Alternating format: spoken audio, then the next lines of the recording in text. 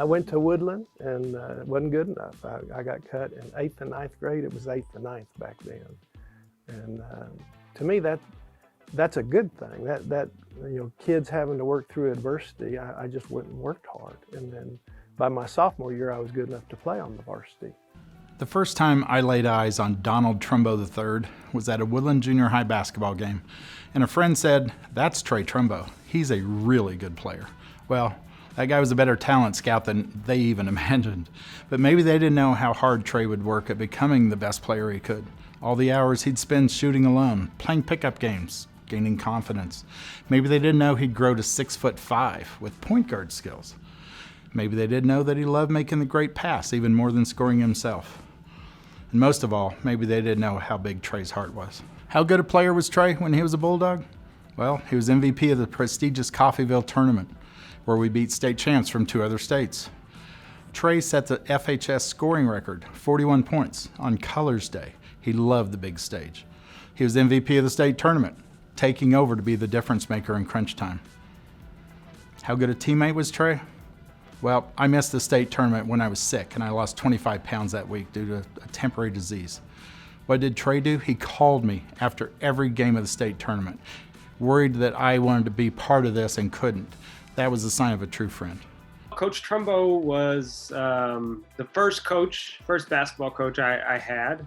I played on a team called the Fayetteville Fire from about 1st, 2nd grade all the way up until about high school. With Kiko Haydar's group, Kevin Renner and I started a team in 3rd grade for our sons, coached them all the way through high school. And they were a neat group of young men, and they all went to Fayetteville High. And that group played in the state finals for 3 years in a row. Their junior year, they were undefeated, nationally ranked. Brad Fress contacted me after that and said, you really shouldn't do it just for Fayetteville, but for all Northwest Arkansas. Well, we have a son who is 15, getting ready to go into his junior year at Fayetteville High School. And when he was 3rd, 4th grade, somebody mentioned to us that we should think about maybe reaching out to Coach Trumbo to be on, if he would be good enough to be on his summer team. We pursued that, and Ornette Jr. tried out for the team.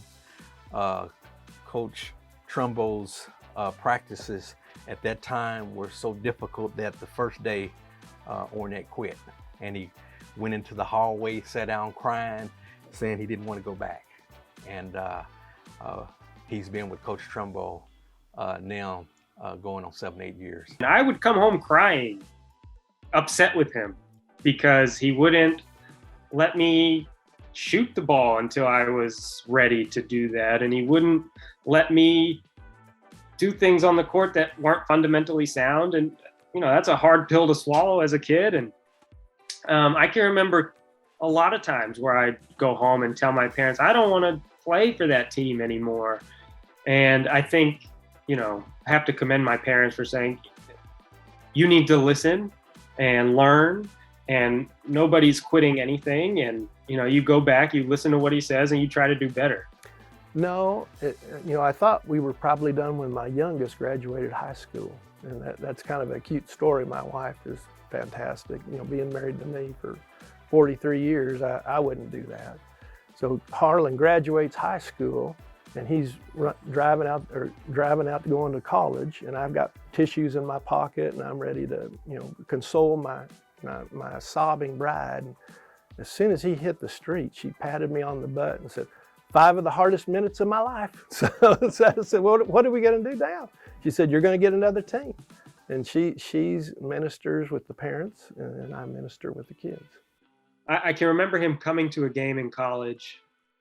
I'm sure he came to many, but this one sticks out, where he came to a game, and it was one of the early times that I had gotten to play. And I didn't do a whole lot, but I took a charge.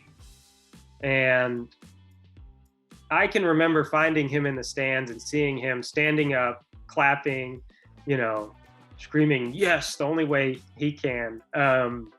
Because that's something he taught us. We would do charge drills called the Duke drill every single day. And it allowed me to find a way to get on the court, which was not an easy task. So. That's why my wife and I continue coaching. It's teaching and it's helping, and we use basketball really to say important things about life to kids. And you learn that self-discipline and dedication and passion and teamwork, and you're second or third, and all those things that I think are important in life. When I first met Coach Trumbo, he was like Clint Eastwood. He looked bad and mean. When he is off the court and he's interacting with the young men, Coach will let down and show you the soft side of him. And when he starts talking about how much he cares about the players, you see this tough guy, sometimes tears rolling down his face, talking about how much he loves those guys. I can't thank Coach Trumbo enough for, not going easy on me, or any of us. When we messed up, we did push-ups. If we talked back, we were running, and it's not like there was no sugarcoating it. It was about basketball and about developing players. As great a player as Trey was, he's become a better person, pouring Christ and his knowledge of basketball into the youth team he coaches. Those kids, like Trey's friends, are much better for knowing him.